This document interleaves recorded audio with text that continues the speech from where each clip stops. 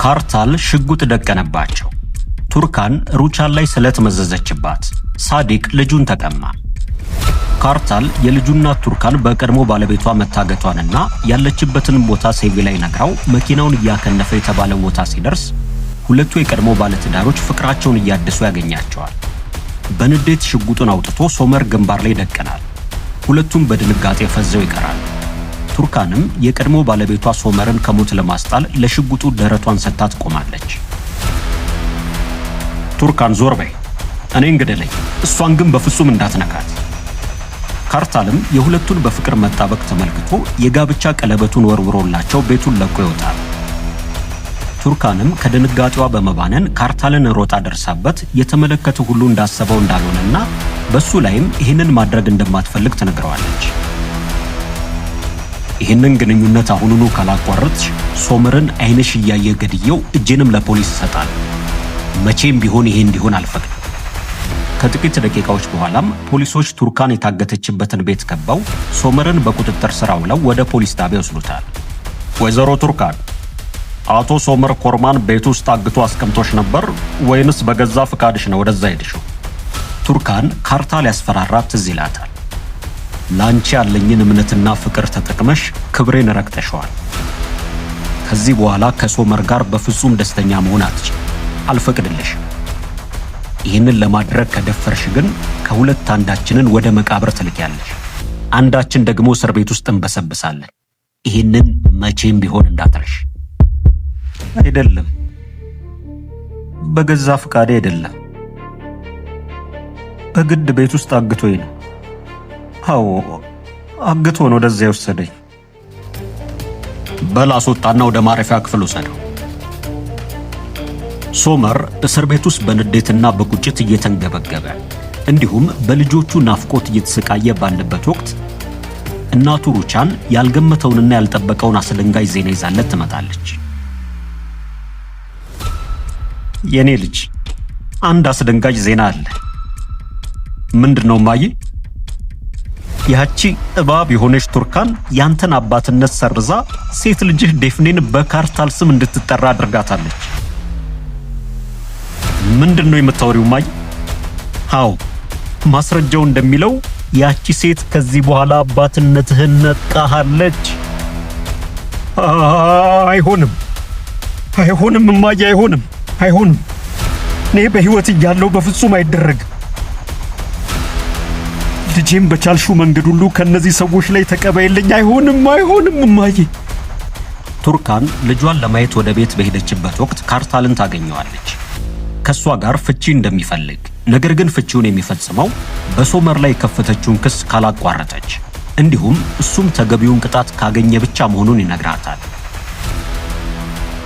ሩቻን ቱርካን ቤት ውስጥ ልታስፈራሪኝ ከመጣሽ አልፈራሽም፣ ጊዜሽን በከንቱ አታጥፊ።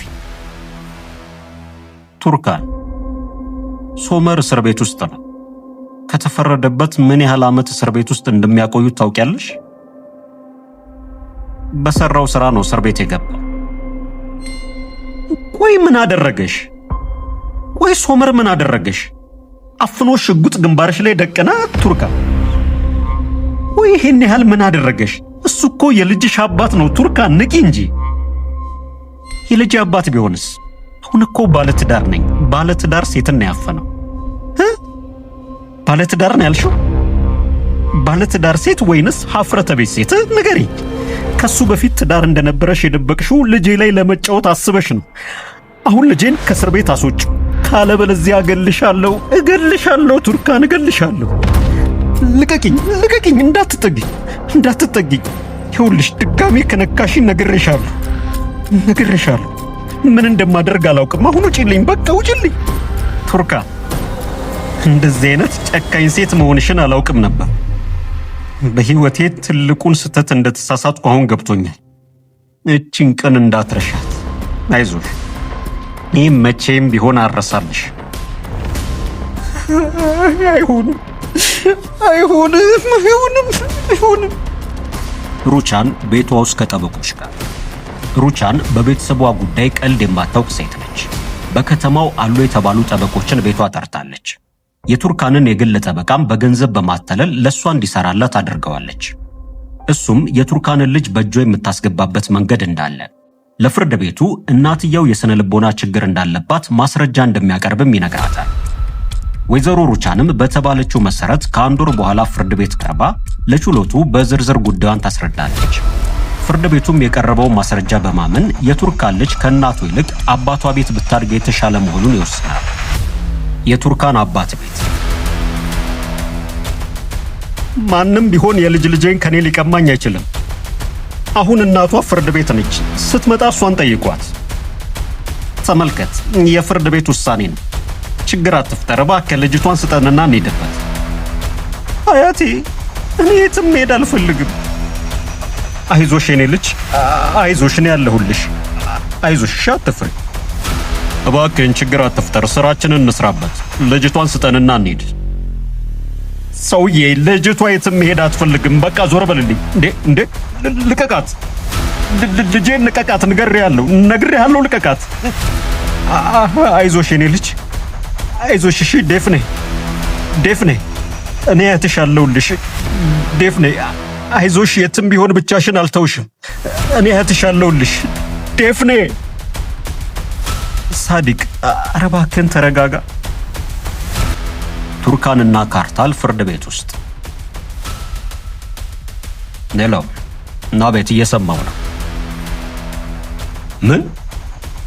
ቱርካንና ካርታል ተራችሁ ደርሷል፣ ወደ ውስጥ ግቡ። ወዴት ነው? ወደ ውስጥ። ስማችን እየተጠራ እኮ ነው ካርታል። በድጋሚ አታለልሽ። ምን? ፖሊስ ጣቢያ ሄደሽ ሶመር ላይ ቅሬታውን አንስተሻል። ክሱም በፍጹም መሰረዝ አልነበረብሽ። ስምምነታችን እንደሱ አልነበረም አይደል? ቱርካን፣ አሁን መቼም ቢሆን እንደማልፈታሽ